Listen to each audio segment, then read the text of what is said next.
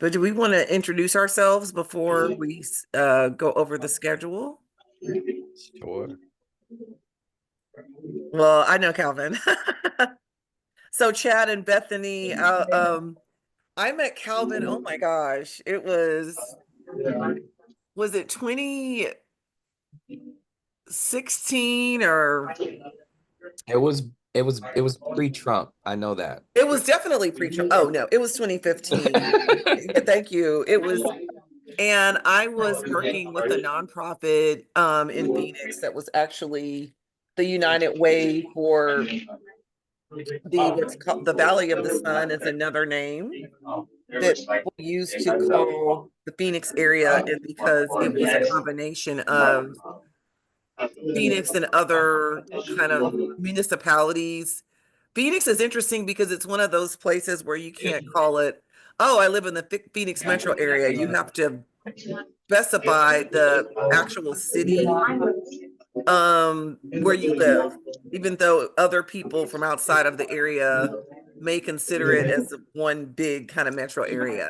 Right. So the United Way had a lot of smaller United Ways from other cities outside of Phoenix come together. And I was working on a sixth through ninth grade K through 12 intervention, school intervention program. And we had an event. It was called Destination Graduation.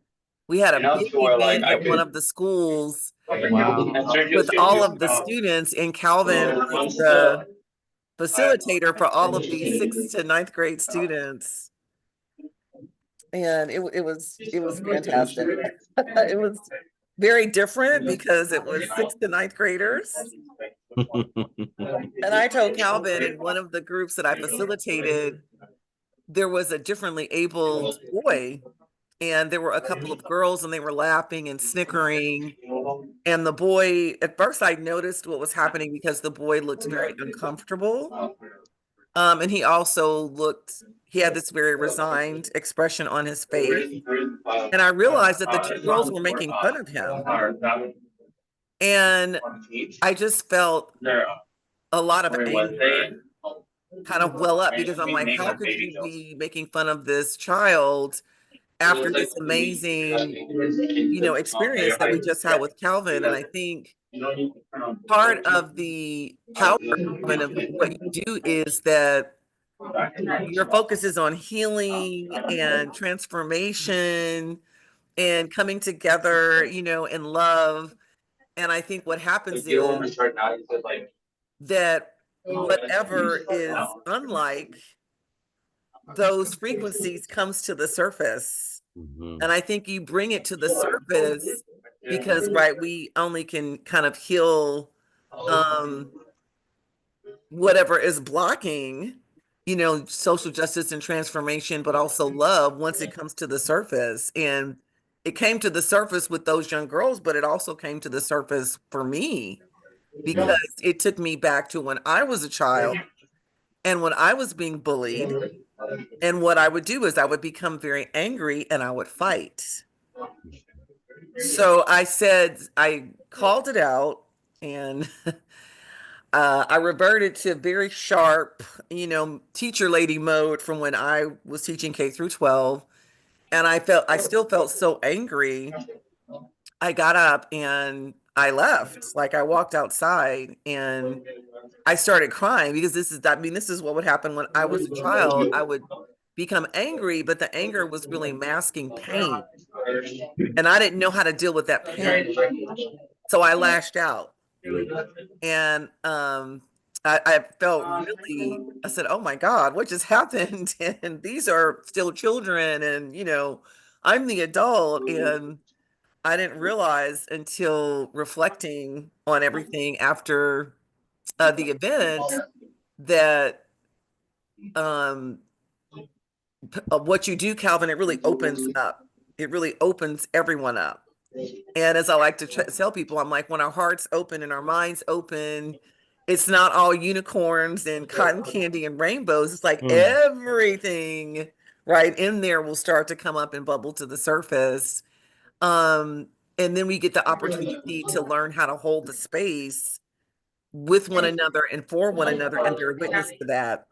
And I wish I had known more about restorative justice at the time, which this conference is also going to feature, because I would have, had some tools, to be able to work through that. So that's just my way of like sharing with you all how I know Calvin.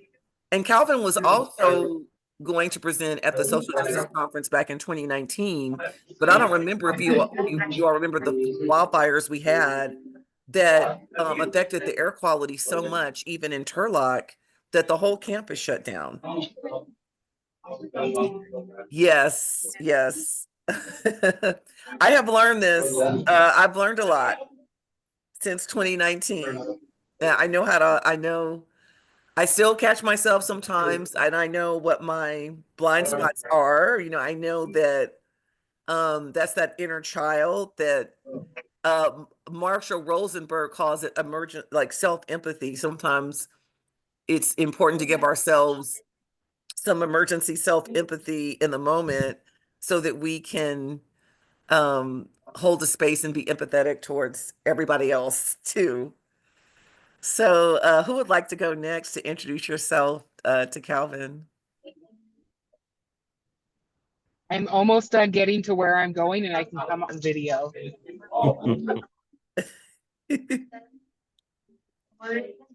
Nancy, would you like to? Sure. I'm hearing a background. Are you guys hearing a background?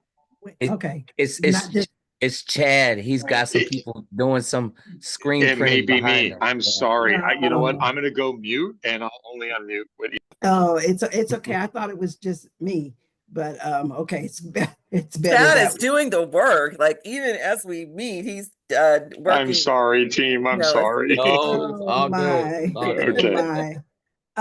My name is Nancy Brown. I am assistant professor in the criminal justice department at Stan State.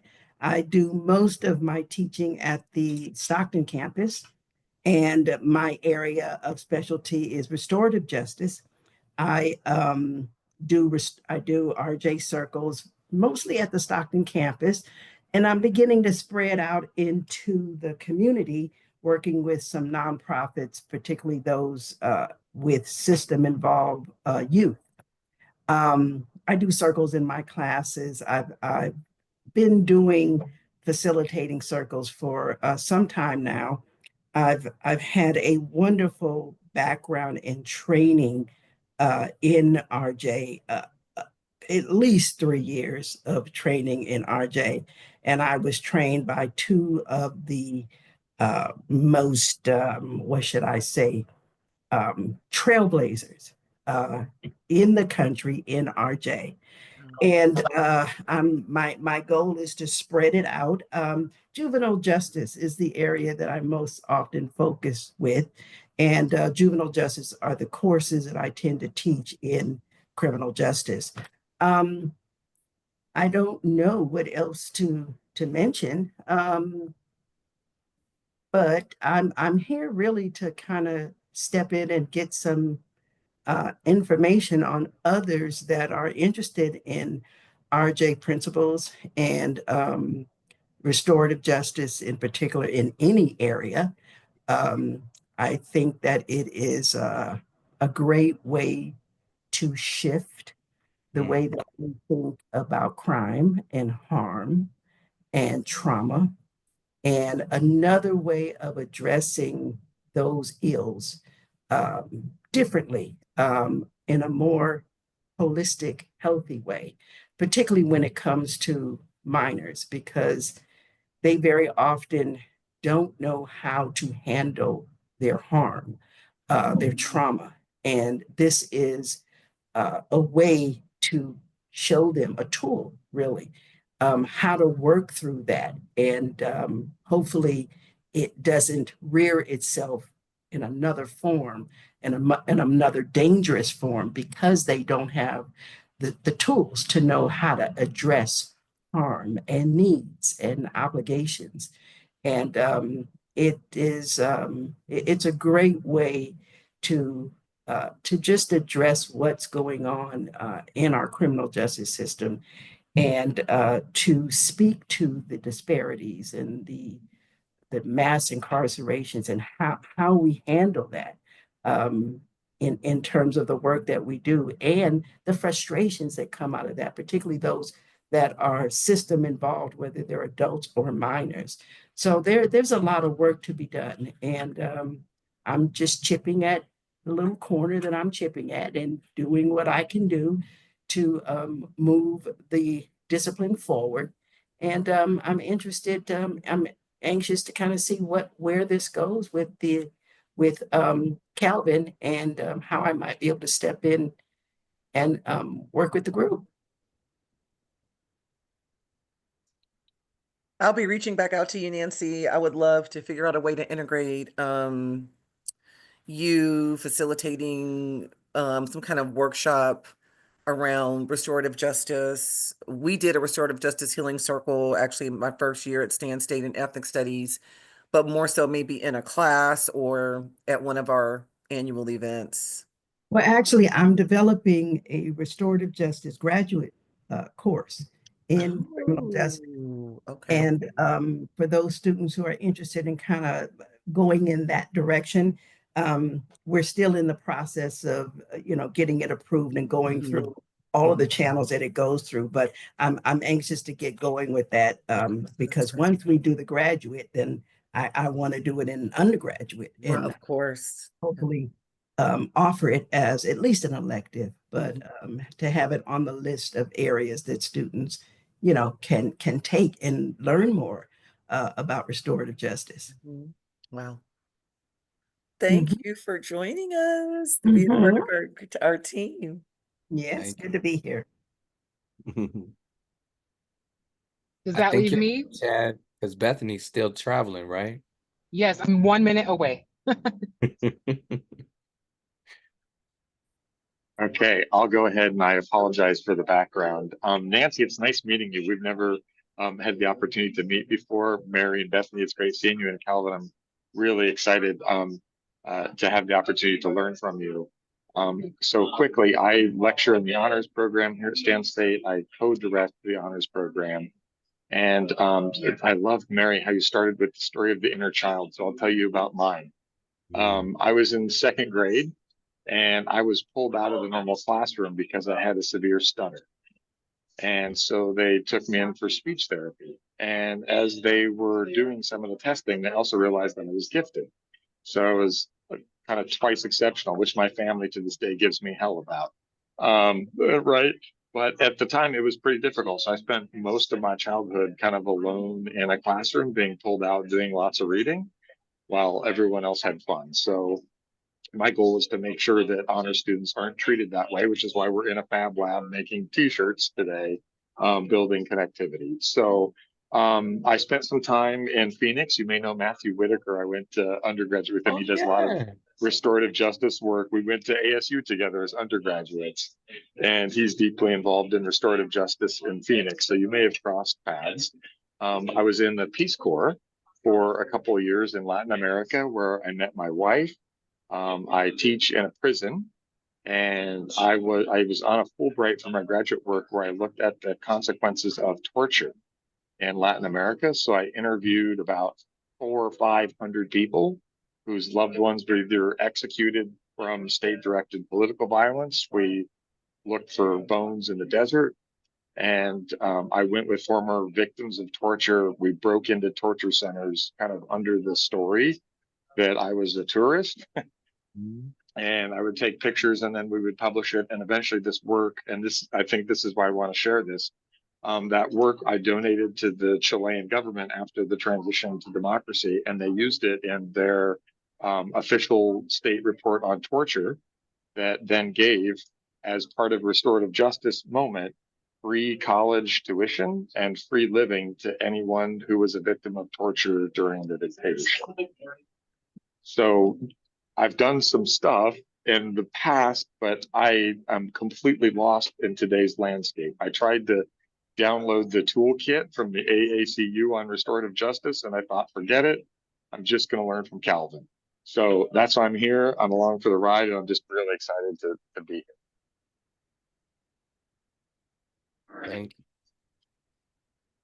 Thank you.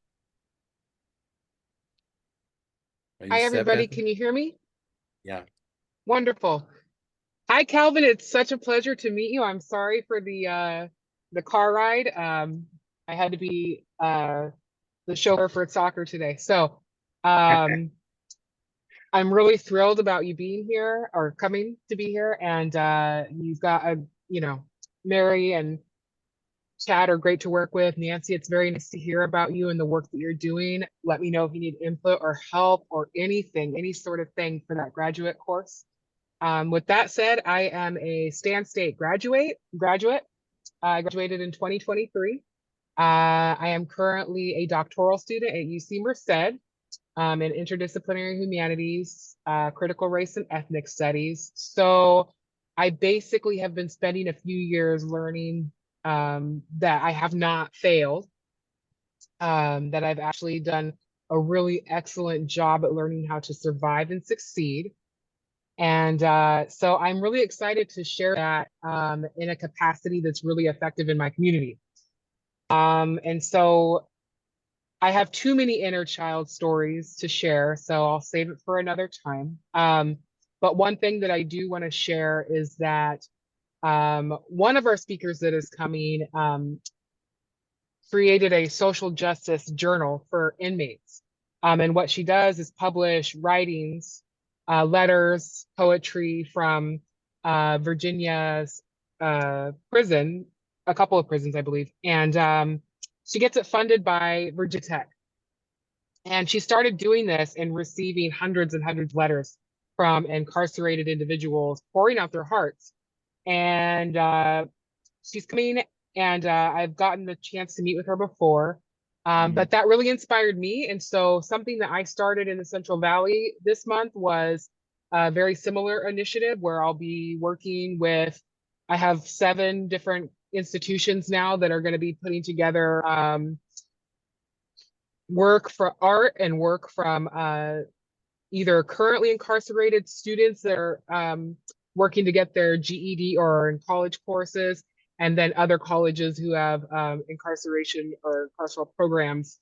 So I'm very excited to be a part of that because all it took was getting a bunch of people together and in one space and saying, hey, this is something really easy we can do. And it reminds people that we have these humans that are out there that have minds and voices and words and thoughts and incredible art. And yeah, so I'm very passionate about this because it kind of moves along into my dissertation work that I'm doing in terms of talking about how we create liberation from selfhood and personhood and stop looking for these movements to do it for us. So I'm here. I'm going to be at your workshop. I'm going to be doing whatever I can to make sure that you feel supported, welcomed, and that your message gets across. I am also a very passionate person. I believe in keeping on. So I'm here. Thank you. Thank you. Well, beautiful people. It is amazing. Thank you all for the generosity of your time and to hang out. I was kind of coming prepared to do some training for facilitators, but you all are already facilitators. A little bit about my inner being, my little inner child. I've been on a trauma tour lately. I grew up between St. Louis and LA, Inglewood, as a matter of fact. And I went back to alleys in St. Louis where horrible things happened to me. Walked down alleys and forgave people, cried, prayed, asked for forgiveness, and then went to LA just recently. I was there. I went in the garment district. And I guess my story is that I believe there's these kind of 5 elements of our journey, childhood, youth, adulthood, and eldership. But the 5th one is this thing that moves back and forth, this time traveler of consciousness that is not attached to a particular time and space. I can be that boy, I can be that youth, I can also be that elder in my mind. as I'm in my 50s now in adulthood. And so I've been holding the hand as an adult of my child and my youth, Calvin, and letting them know that they're okay. Mm. Being an adult that the adult that I needed in my childhood and youth, and walking through these spaces. It's been very powerful. Mm. So Nancy, when you were talking about justice, restorative justice, I remember when RJ was getting really big, one of the things I would say to people is we have to have a consensus on how we define justice before we can restore it. Yes, we do. And hearing Chad's work down with Pinochet, Salvador Allende just happened to shoot himself 10 times in the back, right? Yeah. There's a book, you might be familiar with, Chad, Confessions of an Economic Hitman, and all about what the School of the Americas and the dirt that the US, as well as Europe, even played in the destabilizing and the nationalizing of, what we call now banana republics. And I mean, we created MS-13, the Sandinistas, El Salvador, Iran-Contra affair, all this dirt. And so then, Bethany, hearing you just break down the journey, and the work, I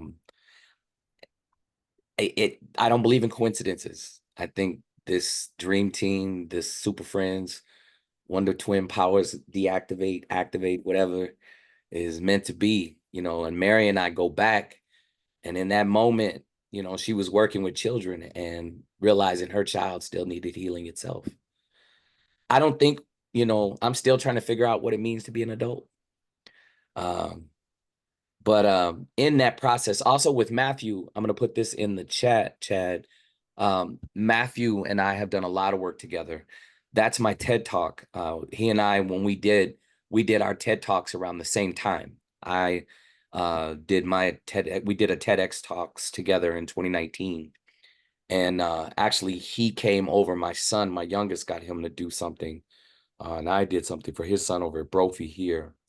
So he's at the Carver Museum. It was historically segregated school for Black students here in Phoenix. So it's just small world, small world. I call myself a racial literacy specialist. And what that means is my goal is to help Calling All Colors to do their part in healing historical trauma so that we can mature as a human race to share the earth harmlessly. And that means we're repairing also our relationship with our relatives of the earth, the air, the fire, the land, the water, insects, plants, bacteria, past, present, future. All of these things are our relatives. And we've been really bad family members as a human race. And Mother Earth is going to whoop our ass if we don't get better. I always tell people she sent us all to our room during COVID. Grandma Earth said, go to your room, humans. And we came out acting worse. So these things around identity and all this stuff that we create, one of the things I'm going to talk about is this concept of monster consciousness. So all over the world, indigenous people refer to themselves usually as just the people. And everybody on this call has indigenous roots, everybody. Before Europeans called themselves white, they were German and Dutch and Polish and Irish. And before that, they were Pike and Visigoth and Druid and Gaelic and Gallic. Their anti-indigeneity began with the killing of their matriarchs, lynching them by the millions. Anti-indigeneity is a key piece of a colonial mind, a monstrous consciousness. That killing of those matriarchs, they called them witches. And so the idea of white supremacy literally stands on two legs: anti-indigeneity and anti-Blackness. And so with this idea of indigeneity. Indigenous people call themselves the people all over the world, the people of the river, of the land, of the water, of the mountain, the people of this space. But what's between a human and an animal? A monster. A monster steals, a monster deceives, a monster rapes, a monster cannibalizes, a monster does horrible things to fulfill its own whole, its sociopathy. So these concepts, before racialism was created, we had colonialism. Racialism was created by colonialism for it to survive. Suddenly all those poor Irish and Dutch and folks that didn't, white Ashkenazi Jewish, Italians, Catholics, suddenly they became white in order to fit in. And that turned poor people against poor people. Never forget that the word race, the other meaning is a competition, right? So before that, though, we had feudalism, and feudalism was all over the planet. And before feudalism, we had tribalism, and tribalism was all over the planet. And before that, we had family abuse, familial abuse within families. And what fed that is that monstrous consciousness, that consciousness to hoard power, to hoard food, to hoard pleasure. So racialism, and now we've moved into corporatism, and some people even talking artificialism. Some coders believe that AI will be the apex predator that checks humankind. I don't know. But I do know that these ideas around these identity issues we're talking about now is just the modern iteration of an ancient plague to our humanity, which is a monstrous consciousness. It's a sociopathy that can be rationalized by the weaponization of arts, religion, sciences, and governance. What I would like us to do is to collaborate. When I'm doing these pieces, I'm planning to do things very organic, not canned. I have PowerPoint. I want people to come with what they bring, the questions they ask to generate. But then the role that you all would play out in the crowd is, we break into sections. Maybe it might be on the fly. It might be like people that are feeling in a fight mode, go over here with Mary. In a flight mode, go over there with Nancy. In a freeze mode, go over here with Chad. In a fawning mode, go over there with Bethany, right? And explain to people, like, when you hear this stuff, where are you in fight, flight, freeze, or fawn, and your role is to not lecture, teach, but to ask beautiful questions. Beautiful questions. You're not even facilitators. We're all serving as animators. And animators is to draw out the gifts in people, to draw out their poison, to draw out their possibilities, to animate out all of that so that we can remember. Everything is one. There's nothing new under the sun, so that we can remember that oneness, remember our interconnectedness, our greater purpose to share the earth harmlessly. I was in Cuba in July and having conversations about, consider a four-sided table. On one side, there's atheists, another side, agnostics, another side, monotheists, another side, polytheists. And each one of those four could be the most moral or the most evil, however you want to name it. But the reality is that we share that table. So that table might be Havana, Bernardo de Rio, Cuba, Western Hemisphere, the earth. We all are at the table together. How do we mature? Before I continue, any thoughts, questions, concerns about what you have heard so far? I know that this is going to be organic, and I really think what came to you, that kind of divine download of, at some point, having us be able to animate based on that just deep reaction in our bodies. I think that's always, we feel in our bodies, and that's always the truest kind of barometer of what's happening within us, and tapping into that and bringing that out. I love that idea to have that as an option, for people to self-select in if they have the fight reaction, the flight, or whatever is most prominent for them. Because a lot of times we may be feeling a couple of those different, reactions. I Mhm. really think that you're onto something. I do a lot of reflection in my classes, and I was actually just reading some reflections where the students were sharing their feelings in reaction. We do an activity around conditioning, where kind of like almost like a stream of consciousness, where they just write down as many stereotypes as they're familiar with without thinking about it, just getting it down on the paper. Mm. And it always elicits some strong Yeah, emotional reactions. So I yeah. just I really, really like that. And I like that you're organic. I think, Chad, I don't know if at Stockton in the morning, if there are going to be K through 12 students who also are able to attend at Stockton. So I also want to just be mindful of that. That Mary, that's really what helpful because developmentally, Yeah, we're talking K through 12. Like that's a huge developmental range. Yeah. it's huge. It's huge. Yeah, Well, so I and mean, there I and do a lot of work with little people, but I just any thought about that specifically? so maybe just a little bit. So Mary, yeah, absolutely right.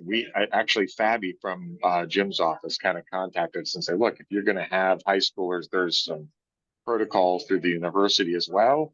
And so the reality was is uh, we were going to try to bring them in for the programming, and I just don't think there's enough time anyway. And I think it's probably for the best, right? And so I think it is the way it needs to be.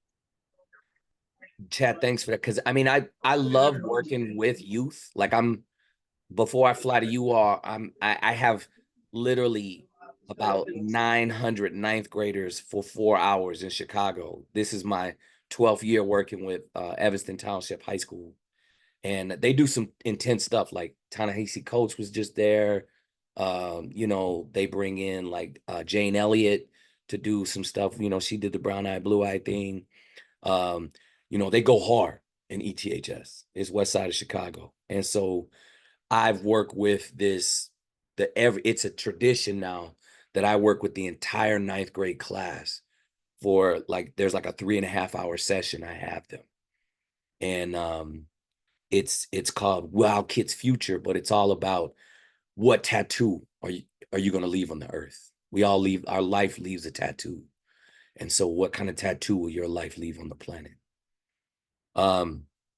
Thoughts about some of the stuff. So Mary, thank you. The SC, the somatic stuff, you always to take, and since the 90s, neo-Nazis and gangbangers here in Arizona, to get them to walk away from that life up in the mountains. And we would talk about, where are you feeling that fear? Where are you feeling that anger? Where are you feeling that shame? They're like in my stomach or in my chest or behind my ears are hot, And so we can identify what these feelings, where they're showing up in our body, then in other situations, even in a one-to-one with our most intimate friends and partners, whoever, we could be like, there's guilt. All right. Oh no, there's elitism. There's this. And then we can manage that feeling because feelings are animal. You can't control your feelings. They're just going to come. But what we do with feelings is our humanity. That's emotions.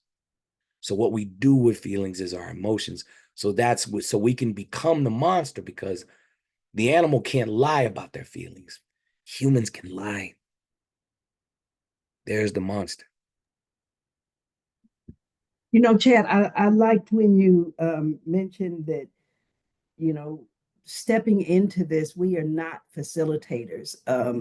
I like to think of myself as a circle keeper. Yes. My job is to hold the circle wherever it may go, and to allow the circle to do what it's going to do, and to let that happen. But you can't really go into a circle with a plan that here's what's going to happen. It never ends up that way. Circles go where they go, and the people in the circle take it there, and Right. you can't disrupt that. You have to let it do what it's going to do and not control it. So I'm glad you mentioned about we're not facilitating. No, we are just holding space, so that the circle can do what it's intended to do, depending on who's in the circle, and you allow that to happen. So I'm glad you mentioned that, and it takes care of itself. The circle takes care of itself. So I'm looking forward to it. Yeah. And Nancy, thank you with this piece about the keeping. One of the things, though, is this idea of, you know, helping people to remember that if your impulse is to step up, sometimes you need to step back. Yes. If your impulse is to step back, move back, we need you to move up more. And for sharing power, sharing space, we can't control if harm happens, but if it does, we can mitigate it, we can repair. But really trying to ask those beautiful questions to generate that discovery. Yes. Yeah. Yes. Yes. Any other thoughts, questions about what you all have heard so far? No. Well, one of the things I want to do is just a quick activity.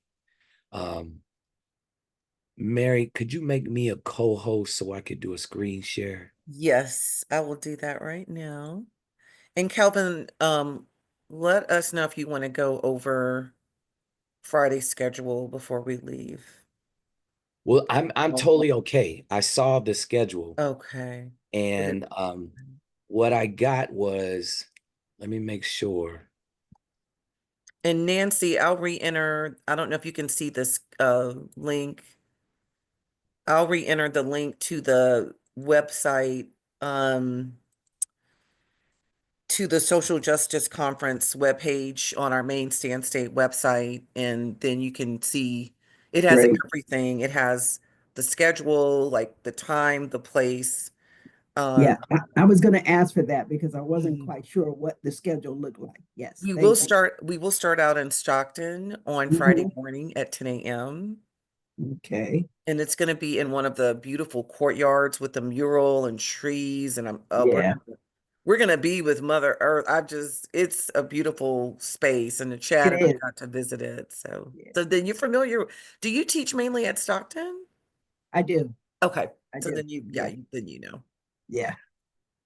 Mary, one of the questions I have, since we're outside, Mhm. should I plan to be just more of like an engaging talk, or would I have options, the opportunity to plug in to show something on the screen? That's a great question. Hopefully, Chad, and Chad has been doing the heavy lifting. I So didn't, yeah, it's a problem. We've got also there's also issues for the keynotes and Turlock in the evening. It's in the main stage and there is no screen available. So we have a organizational meeting tomorrow, Calvin. We'll bring these concerns. A few of these students that I'm working with today are also doing presentations. I think we could facilitate maybe a portable projector and a screen or something That's if you fine. needed it. Yeah. Okay. As long as I could just, I mean, I'm running off a Mac. I could go VGA, HDMI, dongle either way. I have my own little speaker for my music so don't worry about that. But just if needed a mic, I can really project, but maybe, the logistical stuff. The one thing that I also like to do, the reason I wanted to screen, I taught 6th, 7th, and 8th grade social studies. I do a lot with, I always like to model for professors what engaging pedagogy can look like. Mhm. you know, and to really, you know, what it looks like to not just lecture, but to integrate multimedia, to integrate Q&A, on the fly music, different things, what really kind of like re-indigenizing pedagogy, what that looks like. And, you know, with 21st century technology that we have. So that's why a projector, you know, a screen would really be helpful with each one. Thanks, Chad. Also, Chad, back in 2019, I know this was this was before COVID, we held an annual ethnic studies event in Main Theater, a main stage, and we had one of the panelists actually speak virtual Zoom in, and we were able to find a really big, like, white screen that, so when they logged in, and it was all connected, you know, via technologies. So I don't know what happened with that big white screen, but that was something that I think was kind of like the property of the theater department. And it was specifically when we had the event at the main stage. So I don't know, maybe you could specifically ask about that at the organizational meeting tomorrow. We've done stuff in the desert, Mary, even where we got bungee cords and a big white sheet and and ran it from tree to tree. Looked like a hammock, but it was a giant sheet and made it work. Don't you worry, I'm a goat farmer by trade. We will put with duct tape and glue. We will figure it out. Exactly. Awesome. Make it work. That's right. I mean, and that's what people got to do. You know, you got to get MacGyver with it. So, the other thing is, I noticed they're like 2-hour pops each session, correct? Yes. Yeah. So I don't know who's opening up. No reading of my bio or anything. Just don't. That's a waste of time. But like Mary, I know you're opening up with a few, but just whatever you all want to do to set the tone so that we can jump right in to maximize, because 2 hours goes fast. It does. It really.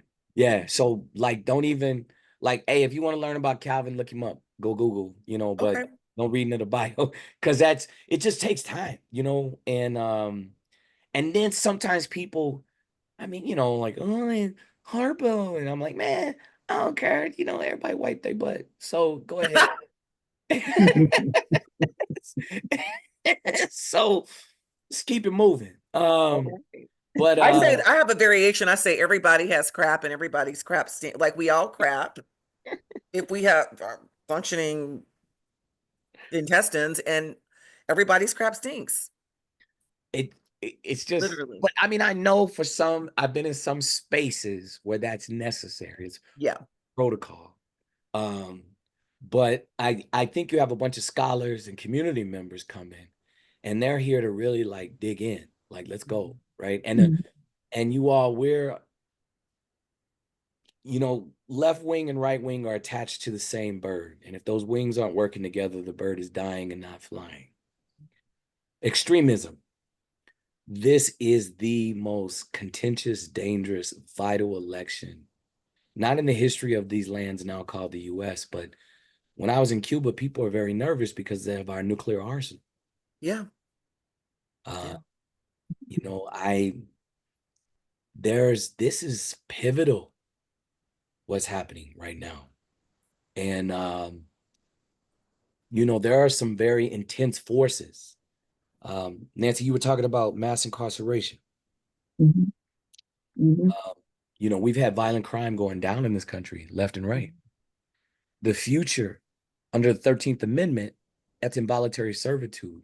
Means you are a slave if you're locked up. There's, I work with the Innocence Project on getting people incarcerated, right? Exonerated folk. And Angola is a massive prison in Louisiana. They pick crops down there. Yeah. Oh, yeah. It's a plantation. I mean, it's still the model. Still the model. The future, though, are refugees. Yep. People that are in detention centers that are not run by the government, but that are run by private corporations. Privatization was one of the issues that Chad was talking about that Latin America was dealing with. Privatization means that a corporation cannot be held accountable. Mm-hmm. And if you don't have papers, if you are stateless and now you're incarcerated, I could do whatever I want to your body. Yep. Yes. It's already Yeah. happening. It's been happening. Experimentation, all Mhm. kind of things. Yep. Mm-hmm. So all we just need is some people that do not protect human rights, that do not believe in the Constitution, even though it was written by hypocrites. Mm-hmm. Hmm. I'm talking about the Supreme Court, y'all. Yeah. It's really boils down, Yep. the real power of the branches is in the Supreme Court. Now they Mm-hmm. all got to work together, but fascism, executive branch, right? Yeah. Hmm. But who could say fascism is fortune could make that law would be the Supreme. The Supreme Court. Yeah, that's very There true. it is. Very true. So anyway, the reason why I'm saying this is because these 2-hour pops, people are going to be showing up with really intense hearts. Like we're talking a week, basically a week Right. and days out from the election. Right. Right. So even in the facilitation, we have to be mindful because we could have fascists. Mm-hmm. I mean, California is really, people think it's Hollywood in LA, but It's not. I have learned that. I tell people all the time, Calvin, I grew up in the Deep South. I have worked and lived all over this country, and California is the most anti-Black place that I have ever lived. yeah. And it's primarily people of color, and and I did research on it. There's a larger concentration of organized white supremacist terrorist groups here, of course, which makes sense. And then the Central Valley, we're in the thick of it. So not so much in Stockton, but when you come to the 23, main campus, 23 registered groups. 23, thank you, Bethany, 23 registered, and there's actual sundown towns here. I know a sundown town when I'm in one. I know it. It's in my DNA to know it. Okay. And I just saw on social media someone making fun of a white critical content creator describing sundown towns. And they said, well, this is so ludicrous. I'm like, you've never heard of, Wow. are you kidding me? Like, you're promoting these lies because you've never heard of sundown towns, and you think white supremacy would not, that, like, that's why this is so Well, important. and that's the one thing too, is I try to tell. So I use a primary identity language. I will say humans called, souls called, beings called. So humans, James Lowen was a human called white, and a human called a white man that decided to fight white supremacy. Mm-hmm. And his book, Sundown Towns, he exposes all of that stuff. My favorite book by him was Lies My Teacher Told Me. Oof, yeah. And so it's interesting. I want to show y'all something real quick. I sent an email to you, Mary, with some of these things in it. Okay. So depending upon who shows up, can you all see what's on the screen right now? Yes. Okay. Is there a way to make it a little bigger? Hold on just a second. Let me hide the video panel. No, I want to show the video panel. I'm gonna make it a little bit bigger, and then let's see if I make it in the full screen. Can you see where it says social order elements? Yes. Yes. So I noticed, like, Chad, you've been taking some notes, and this piece is a critical piece that I just want you all to know. I don't know if we have time with the 2-hour sessions, but this is so I have these global literacies, things I work with people on. And think of literacy as not just something of reading. 2 of my sons are in construction, and like Malik does concrete, Allende does, like, he could build a whole house. Wow. And like they walk into a room and they see stuff and they're like, oh, that's not plumb, or that's level, and blah blah. And I'm like, I don't know what you're seeing. What you're talking about, right? My daughter is a doula. And so, when somebody, is going to be having a baby and going through some things, there's stuff she can notice and see, when this human is about to have a baby. And so I don't see it. So literacy is this sort of understanding, being able to read a reality in a certain way, and hopefully read it in a way that's very fluent. So global literacy is one of them. That's why I call myself a racial literacy specialist. And so, but you need some fundamentals with literacy. You need an ABCs and 1, 2, 3s. So what we have here, these are neutral concepts. The question mark at the bottom is all relations. That refers to the interdependence of all things, the past, the present, the future, all existences, the interconnectedness, the interwoven. Then we have that diamond that represents individuals, and individuals express, individuals need and want. Then you have the triangle, and notice the question mark is still inside of those. The triangle represents communities, and communities is where the concept of culture is developed. In my organization, the way in Social Centric, we define culture as the subtle and overt expressions of virtues. So beauty, love, mindfulness, awe, wisdom, zeal, food, clothing, this and that, ceremonies, those are the symptoms, consequences. But what's behind that is this is how we show honor. This is the way dignity is expressed. This is reverence for a life lived. And so for every virtue, though, it can also be a violence. So for example, I could say I love you, but then I could also be punching you and say I do this because I love you. I could say, well, if you really love me, you'll do this. That's mental and emotional violence. If you love us, you won't talk to them. That's social violence. If you love this country, you won't address these truths of history. That's historical violence. So every virtue can become a violence. Mindfulness can become cunning. Accountability or acceptance can become enabling. Every virtue can be a violence. So communities is where there's that triangles, there is the prioritizing. Our values are the virtues we hold to be most worthy or valuable, most important. Now, the way we express those values may not necessarily be a virtue. It might be violence. The square represents institutions. And that is the space where basically the social norms of our society are manufactured, they are protected, as well as they are sustained. And they are sometimes, in justice for all institutions, they're challenged, they're examined. This is why we see an attack on public schools, an attack on institutions like yourself, because people are beginning to question the social norm. Stars represent systems and industries. Now, when people say systems fail, I always say, consider this. Our systems are mechanisms, they're machines. Our systems may not fail. Our systems really don't succeed either. Our systems do as they are designed. So if we're getting certain outcomes and certain things are happening, it's because that's the way the system was designed. It's the mechanism. But a lot of times when people start talking about systems, what they're really talking about is the institution. Or they're talking about multiple communities intersecting within the institution. These are basic concepts within. So the protagonists are the all relations, the individuals and communities, always promoting something, as well as institutions. But the institution also, it's a pivot. It is not just a protagonist, it's also a structure.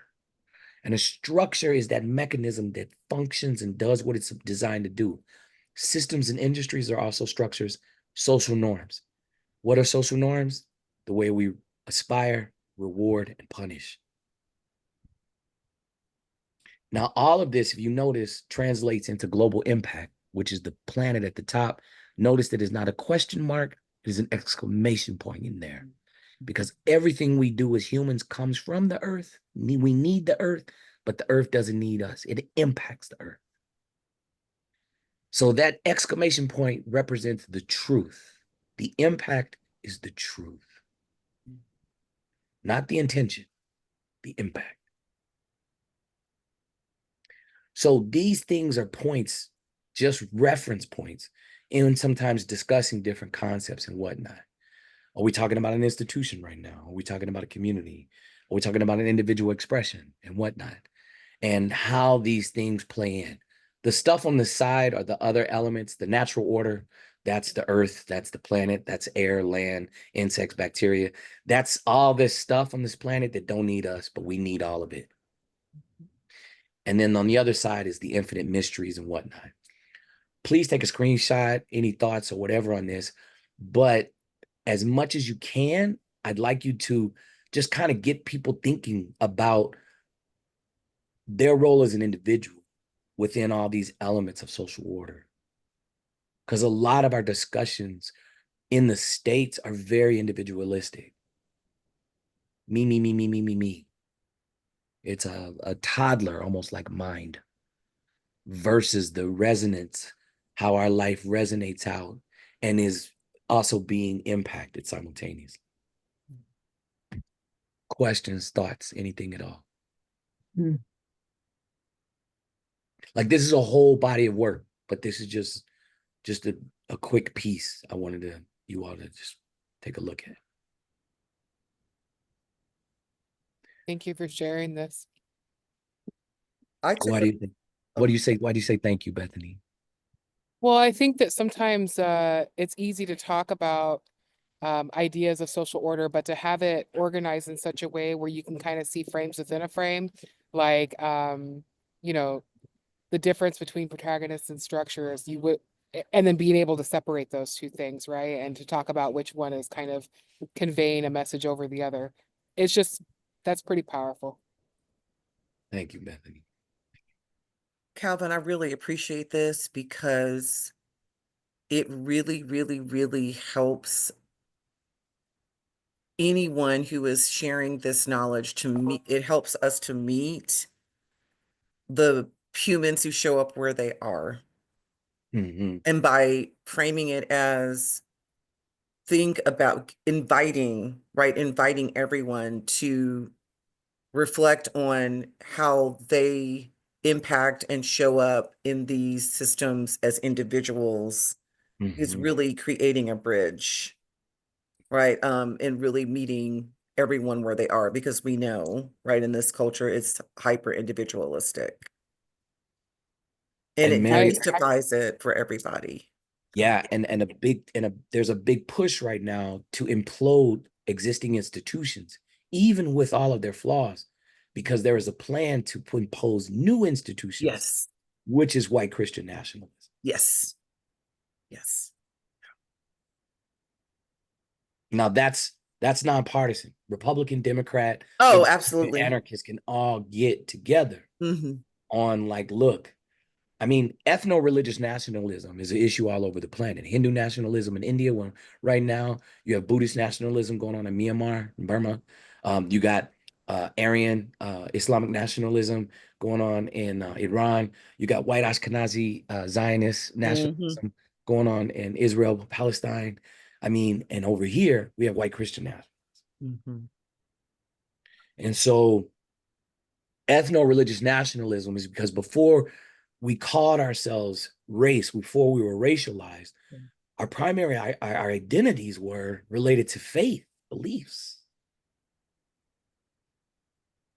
I continue to think about this idea of nationalistic values, and it's so funny because we have these grand ideas of the other, but we have not yet figured out who we are as individuals, that selfhood piece enough to say that you can, it's the old, adage of like, you can't love anything until you love yourself. And if you really can't love yourself, you really don't know how to love anything. And so this idea of like understanding, like Mary, what you were saying, this, social impact, how you are involved in other institutions, what your role is and how you affect others, until you realize where you stand in that space, you can't affect any other knowledge. Patricia Hill Collins talks about that too, right? You cannot begin to have a conversation about any one thing unless you're willing to address all the components to it. I love this. I'm all about it. And Bethany, that challenge, a lot of I know I can speak for myself. I was schooled. I wasn't educated. I was schooled. Schooling sustains a social order, a social norm. Mhm. Education teaches you how to audit a social order, to protect, sustain, or transform a social order, even. That's what education does. Schooling is all about assimilation to sustain the social order. Mhm. And so, even with the idea that it was so powerful what you said, this idea of loving yourself, I'm still trying to purify my understanding of love so that my love is a love that's ecocentric, that's in tune with what the earth demands.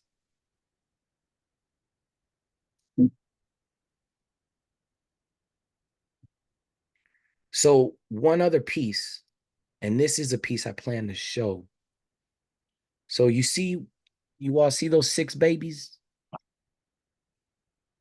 in the middle of the screen? Every one of those babies could be Jewish. Every one of those babies could be Wiccan. They could all be atheist.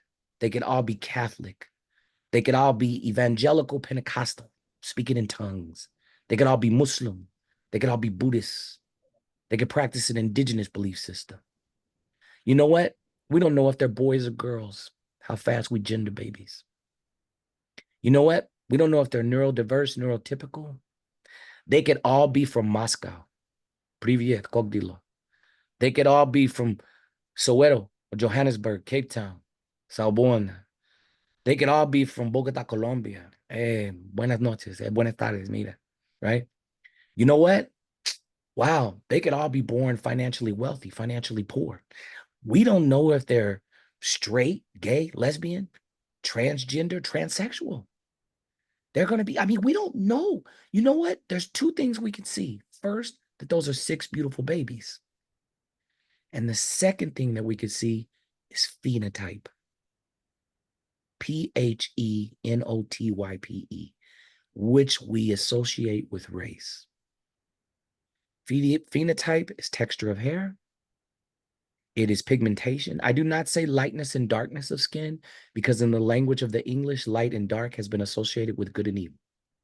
Mhm. Some people are melanin fair. Some people are melanin medium. Some people's skin is so blue-brown, they're melanaceous, right? And so, yeah, no eye is smaller or larger than another. To say eyes are small is ignorance. People with Han features, like that baby on the, in a sense, the right side, the second to the right side, those are Han features. They have a larger eyelid. So if we deny that phenotype will not impact the way we look at every identity that they have, how humans are called man and woman, cis, trans, gay, lesbian, bisexual, intersex, questioning, queer, Christian, Muslim, Jewish. I just use the Semitic face right now. Whether they be called from the United States, undocumented, dual citizen, refugee, race is never separate from any identity issue. It is the container that impacts all identity issues all the time, every time. And a lot of times when we do not name race, by default, we're saying whiteness.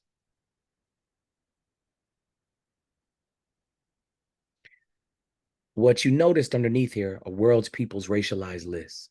So based upon the colonial construction of race, in order to race humanity in an economic combat of advantage and disadvantage based on phenotype. And be it communism, capitalism, socialism, or fascism, they're all ecocidal. They all eat the earth, all those economic models. You see the 10 different groups. And within those 10 different groups are multiple groups. This is about building our racial literacy, building our capacity within those groups, so intra-racially, to have inter-identity community building, as well as multi-racially across these so-called racial lines, inter-identity community building. Children and youth considered racially, let's say, Semina, Central Asian, Middle Eastern, North African, need racially literate Semina adults in their lives. Children considered Latine, racially Latine, need racially literate Latine adults in their lives. Children considered racially white need racially literate white adults. Children considered racially Black need racially literate Black adults. And guess what? Those blanks are there because those children just don't need the folks that look like them. They also need interactions with people that do not look like them to repair the human family.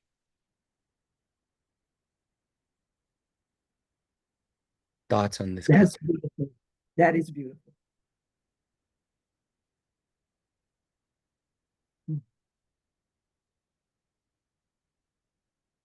You've given us powerful tools to ask beautiful questions, right? This notion of from individual to community to institution to system to social to global, and then how, you know, Montaigne calls this, there's no greater monster or miracle than humankind. And at each level, you can see that discursive conversation with ourselves happening, and then you can see the phenotype as the container, and that final notion that you shared of like schooling versus education, where that is either reinforced or disrupted. Yeah, you're taking my mind in so many directions at once. Yeah, I'm going to be able to honestly ask questions because I don't think I know a lot of answers. But these, so I emailed, this is an intake. This isn't even the work. This is just my intake I do with new clients. Mary, I emailed you this intake. If you could forward it to everybody on the team, so you all will have it. I'm going to give you all, I'm going to put in the, I'm going to get out of the screen share now. I'm going to put in the chat my cell phone number. Please text me with any questions, anytime, concerns, whatever. But that's my cell. I put in the chat. Bethany, I know you're outside. 623. Oh, you got it? Okay. But the goal is to help people to remember their power and that we can mature. If you work with a toddler, toddlers are borderline sociopaths, man. They knock you over the head with a hammer. They lie, they're unaccountable. They just want pleasure. Me, right? They will bite a chunk out of you and the family pets. Okay, so look, we have inherited immature institutions, systems, and communities. We have inherited very immature protagonists and structures. We have an opportunity as individuals to begin to model that maturation of consciousness so that we can mature our communities, mature our institutions, and mature our systems so that we can share the earth harmlessly.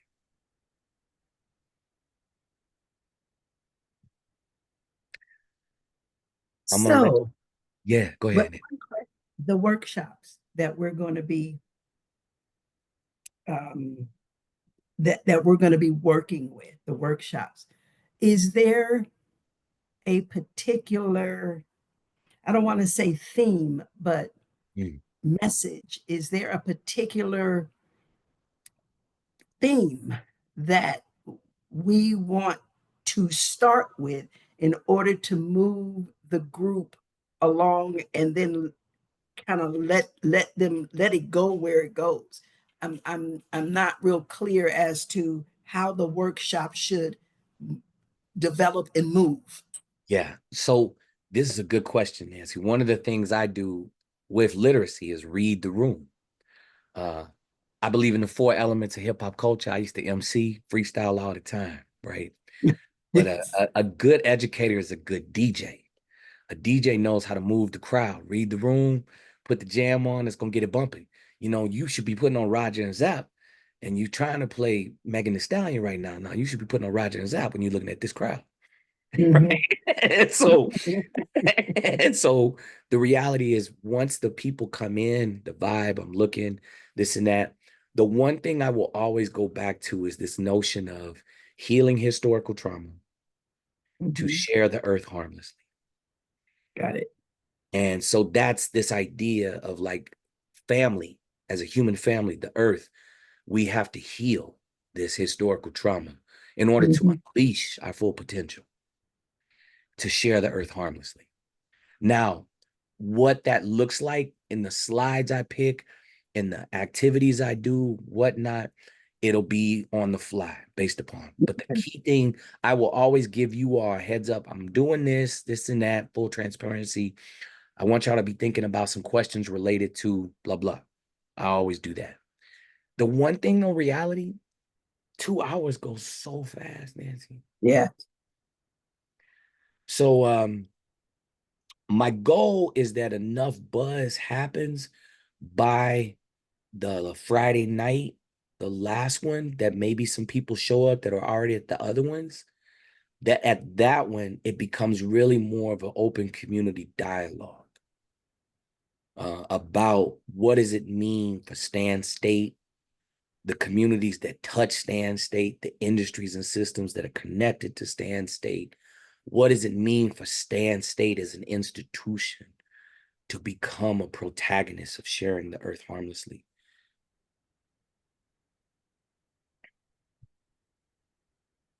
Okay. Does that help? Yes, it does. It does. Well, you all, I say this to everybody because you know how people can hate each other for no reason. They can just hate somebody. If people can hate you for no reason, I can love you for no reason. So I say to everybody, I love you, and there's nothing you could do about it. Deal with it. Nothing you can do about it. Any questions like Nancy had for me, concerns, anything at all? Because I'm gonna go try to see the movie The Apprentice. Yeah, y'all heard about it? It's about Trump. It's about Trump, but I don't know specifically the details and why it seems like it's Well, it's about angering. Roy Cohen. Yeah, the his lawyer that coached him. Okay, And that's fine. Roy was he's a trip. So yeah, but there is the R word, a scene related in it. It's been very controversial because I think Ivana, Trump's former wife, said that he did that he raped her. Yeah. And he's mixed up with Epstein along with, again, You many know wealthy, she's powerful buried. people on both sides. Mary, you know she's buried on their grounds in New Jersey, in the back behind the mansion. She's just buried in the grounds. Well, I heard that she was possibly murdered.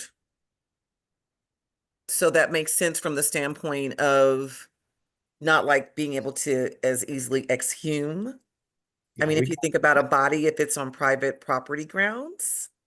we got to get people voting, man. Y'all talk to Chad. I'm serious. What happened in Latin America with like next door neighbor turned on next door neighbor? People were Yeah. tortured in Yeah. soccer stadiums. Thousands of people. They're still finding bodies on the beaches in Chile. That's right. And our rhetoric echoes exactly what you heard in 1973. Mirror It's image. so much Also, bigger, the it's voting. Khomeini. It seemed like Khomeini was in Iran. And this is okay. I'll leave y'all with this. This is scary. I do respond to school shootings when some kid ODs on fentanyl, hurts themselves, complete suicide because of bullying or homophobia or transphobia. I respond to tragedies. And when something really horrible happens in affluent communities, they always say this phrase, and I'm always hoping they don't. They say it every time, but the phrase is, that wasn't supposed to happen here. They say it every time.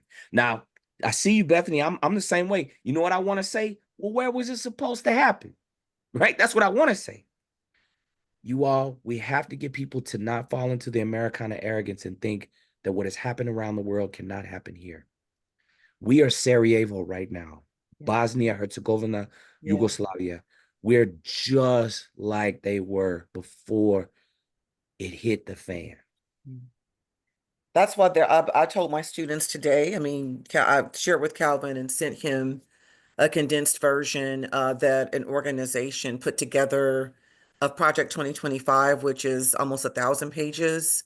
Yeah, And thank you. they condensed it into 48. And then I explained the background because this has been in the works, like as soon as the ink was dry on the civil rights legislation of the 60s, signed into law by Lyndon B. Johnson. That's This right. is when the Heritage Foundation and these groups are, so that's why it's so extensive. And I explained that one of the priorities of building exponentially more detention centers, I said, if anyone thinks that the detainees of what would be concentration camps will be confined to immigrants who are crossing the southern US-Mexico border and immigrant children, you are mistaken. And Mary, I forgot to You are mention, mistaken. It will be all kinds of folks. It will be anyone who opposes, right, their agenda.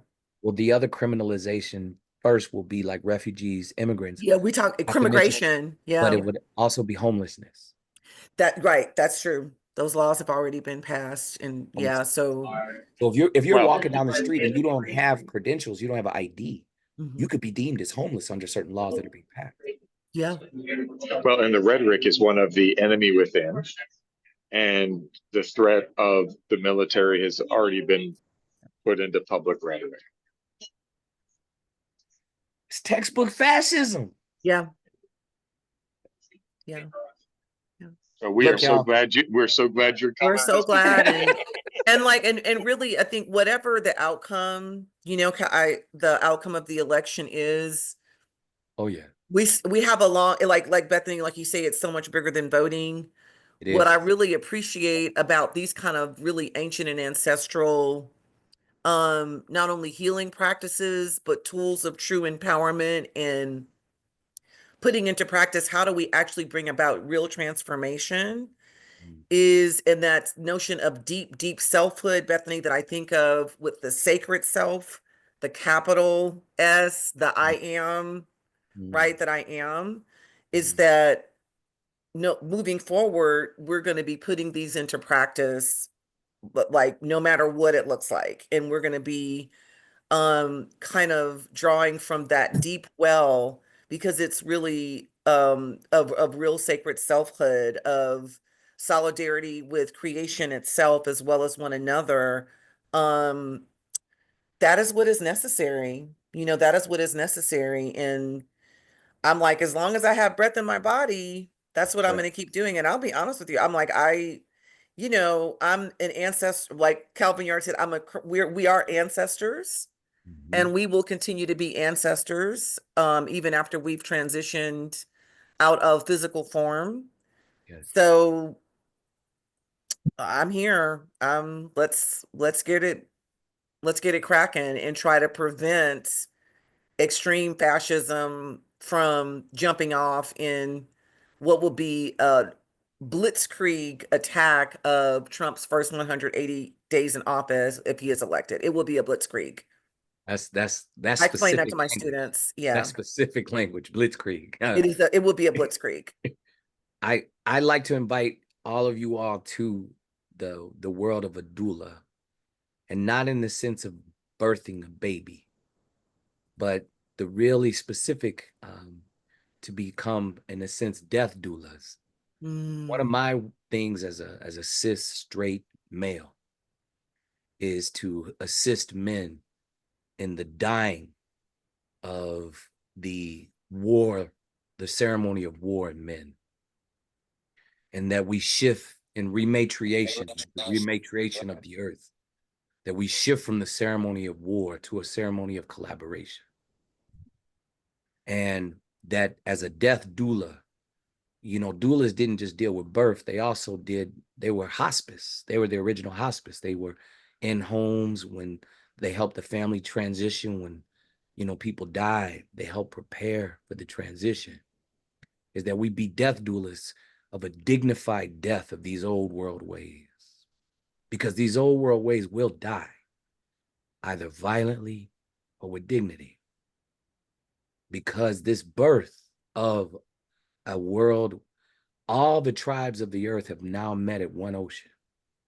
We're no longer hidden away in our little, lakes and streams and creeks. We've all now met at the ocean. And right now, the rest of the planet is watching. How will humans grow up? Will they mature?